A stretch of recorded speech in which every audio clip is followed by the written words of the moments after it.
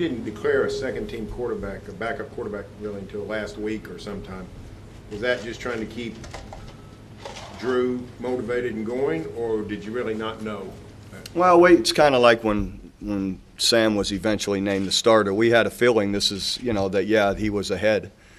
But it's just to keep them both competitive. And guys are aware. They understand, whether it's named or not. They understand in practice who's executing better or who's further ahead. So those are the reasons, just to keep them both playing hard. But, I don't know that you have to name a guy or not name a guy for that to happen. You didn't have a whole lot of shakeup on the offensive line during the game with the mental mistakes. If those continue, do you see a guy like Stephen Good, slip into the rotation a whole lot more? Definitely. That's happening here at practice this week, and we'll see where it goes through the week. What do you like about Landry as a quarterback?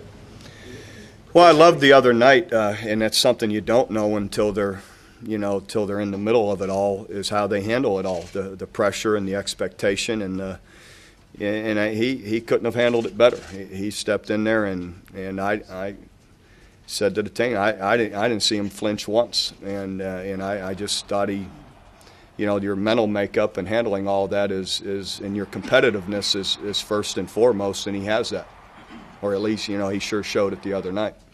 Coach, what was the story? Someone said that officials let the clock run there and then delay a game, and that was they're on the sneak. The BYU defender, once the whistle's blown, picks up the ball and starts running down the field as if it were a fumble. So the 40-second clock stops, as they're on the pile when the whistle blows, and so that ate up part of the clock. And when they set the ball down, the umpire still was standing over the ball with 17 seconds. He leaves with 16 seconds, and the referee's pumping the clock, but it never gets pumped. And ultimately that's our fault. But their standard procedure is anywhere around 20 seconds. If the ball is being spotted 20 seconds or less, they repump it. Well, it was 16 because that's what caught us off guard. We were at the line, no one substituted, ready to go. So we thought we had plenty of time. Again, there wasn't even a huddle, there wasn't a substitution, but we didn't have a clock. We had 16 seconds. And that's the way it goes. And again, ultimately, we should have caught it. What were you going to run on 4th and goal? I'm sure we were going to run one of our running backs, Chris, off tackle probably, and that's it.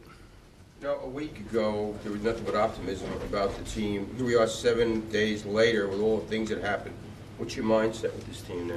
It's improving, eliminate and improve what we have control over, and that's playing by the rules, playing with some efficiency and executing and taking care of the football, not having mental breakdowns. That kind of thing is pushing ourselves to play better, to improve regardless of who we're playing. And I've never won.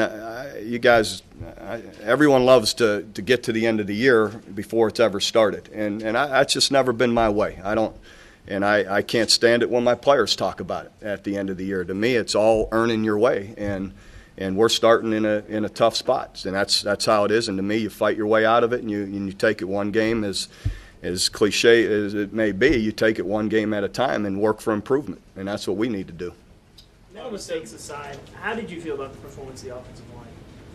Well, I don't know. You can't take mental mistakes aside. So I thought, that part of it has to change, and it goes back to what I said even a year ago, just their responsibility and accountability, and being able to handle what needs to happen, and it needs to improve. You feel like the effort was there?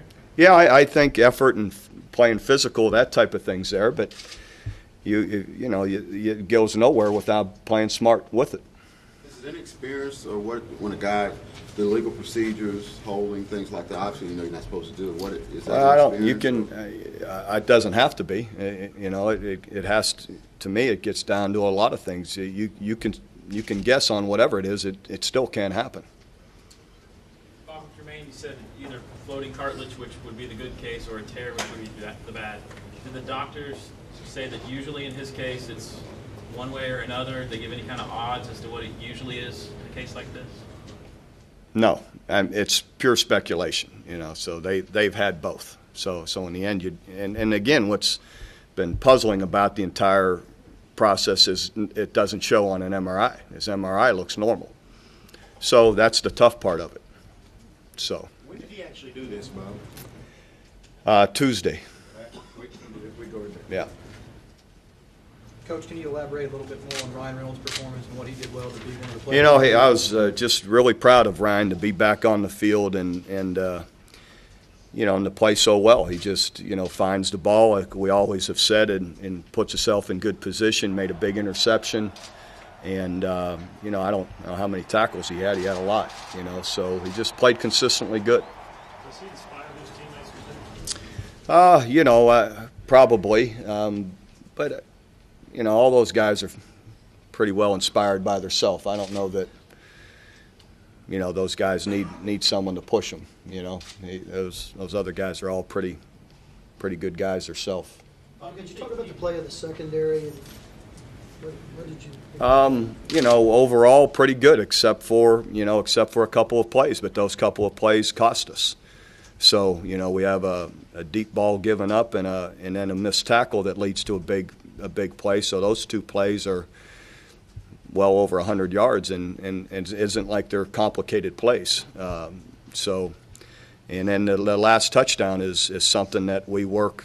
Our offense runs the same route. We work it all year round, and a coverage that's perfect for it, and we don't play it. So not good enough. There's just some instances that through doesn't matter if 90% of the game is solid and really played well. If there's a couple of plays that beat you, then it isn't good enough. Coach, you call Sam the Big Easy, because of his demeanor on the field. With Landry, it seemed like he went out there and wasn't rattled, wasn't nervous, played within himself.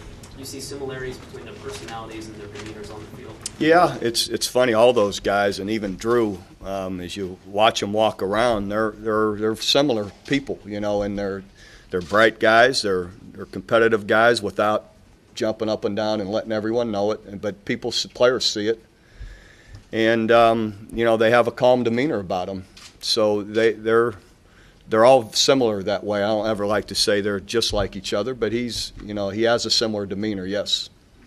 How much did you think about going for it on fourth down? They were forcing confusion. Yeah, I didn't have a good choice. I didn't feel we were already 2 of 11 on third downs, and I probably would have if it was 4th and 10, 4th and 9, 4th and 8, something like that, something more manageable. I just felt 4th and 14, and we haven't picked them up, and we just had 2 downs and didn't get anything.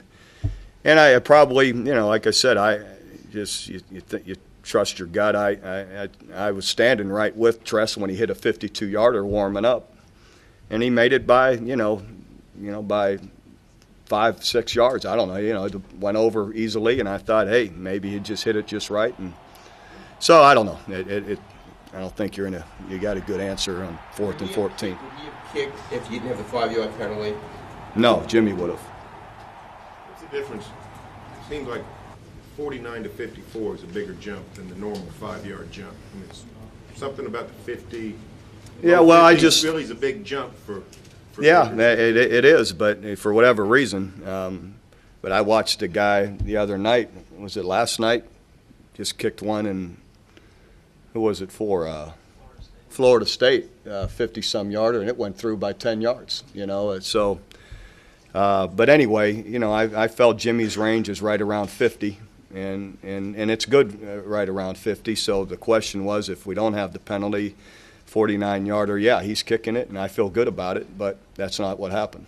Bob, it sure seems Tulsa's getting no respect. I know you don't play them until the following week, but all the pundits seem to be looking at the schedule and just assuming you run all the way to Miami. Listen, we're glued in on this game. If we can't get any better than how we execute a week ago, we'll struggle this week. So in the end, we've got to make improvement. And I agree with you. Tulsa is an excellent football team, and has been. We played them a few years ago, and we knew that, and they've been that or better. In the last couple of years. So we're very aware, I know, as a team of how good they are. Bob, since we asked you about kickoff coverage every week last week, I guess it was a lot better first time around. I thought the one plus maybe overall through the entire day was our entire kicking game. Tress Way averaged 44 yards a kick, had 3 of them, I think, around the 10-yard line, and 1 fumble that they fumbled, and then Matt Moreland's kickoffs were really good, and Jimmy's field goals I thought were all solid. Our operations were good, so I thought overall it was really good. And yeah, our kickoff team, DeMontre Hurst, had just showed why we've talked about him a lot really through camp, of ability to make plays, and he along with the whole team was in good position. Coach, Jeremy Calhoun got a few snaps at running back. Was that the plan all along, or what's the status of DeMarco and Chris Brown right now? He just had a slight, or I don't know, slight, but a little bit of a toe injury that's nothing like he had before, or no turf toe, nothing like that, but just needed a little time to get it worked out. But he came back and played, and he practiced yesterday, so.